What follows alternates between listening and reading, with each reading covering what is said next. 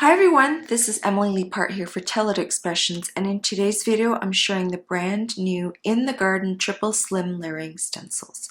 Yes, this is the latest in Taylor's innovative Create and Quad series, except this particular set makes mini slim cards. This is the first in the Triple Slim series, and I sure hope there are lots more coming because it's absolutely fantastic and my favorite yet. Let me start by showing you the 4 stencils. You can see the final results of the flowers when the stencils are stacked together like this. As with the Create and Quad series, each stencil is labeled 1 through 4 so you know exactly which order to stencil in. These stencils are sized so that you can use a piece of cardstock at 5 3/4 inches by 9 3/4 inches, then trim it into thirds at 3 1/4 inches for your final 3 panels when the stenciling is done.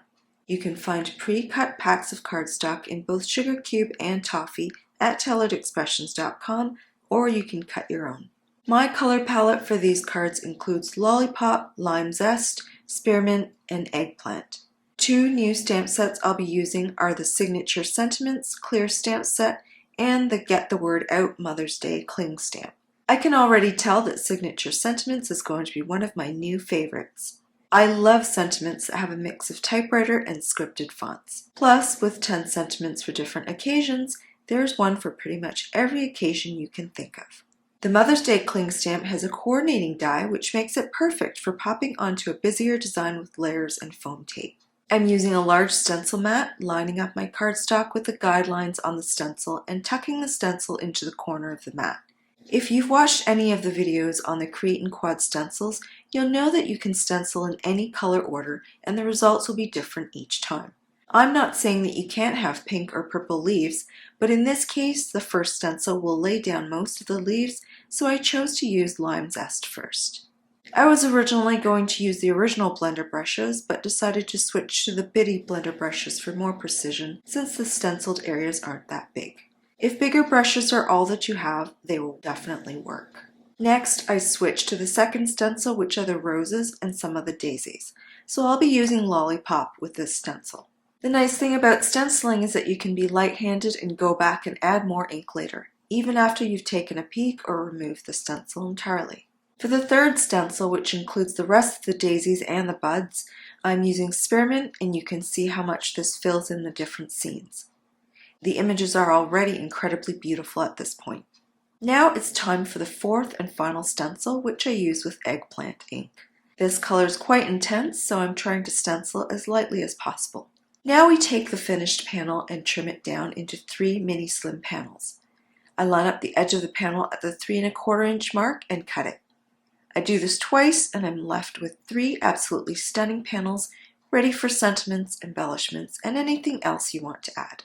Now it's time to choose the card base for each of these panels. I've cut a 3 1/2 inch by 6 inch card base from Eggplant cardstock, and now I'll try it out to see which panel looks best on it.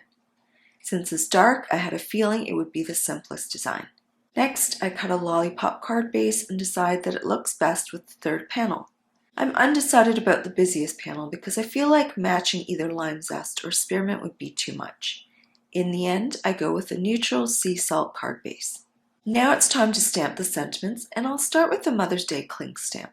I'll be adding this one to the busiest panel, but I'm not sure which color will look best, so I'm going to stamp it in all 4 of the stencil colors, as well as in Oreo and Heat Embossed in Gold.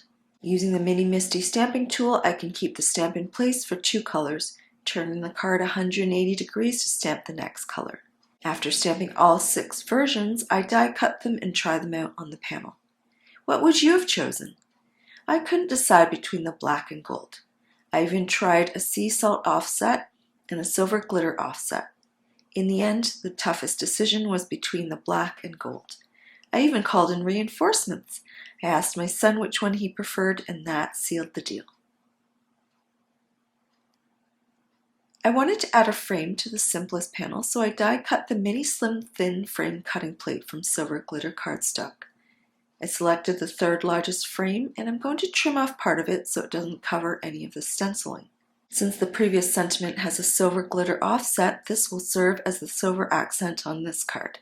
Before I glue the frame to the panel, I want to stamp the sentiment so I know exactly where it's going. I grab the clear alignment panel for mini slim cards and line up the sentiment so I know it's straight. Then I stamp it with Oreo ink. This last panel has so many options because of the wide open white space in the center. I wanted one of the longer sentiments such as thinking of you, just because, or happy birthday. And I settled on the latter since I'm always in need of birthday cards and never have enough. Now it's time to assemble all the cards.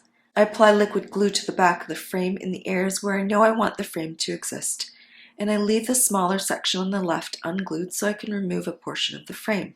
Because this border is fairly thin, it can get a little wonky when glued without a center to guide the longer sides.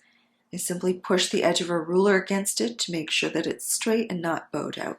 In the section that I cut off, I ended up cutting off too much, so I simply added back a portion where I want it to be, which is even with the space between the end of the frame and the flowers at both the top and bottom sections.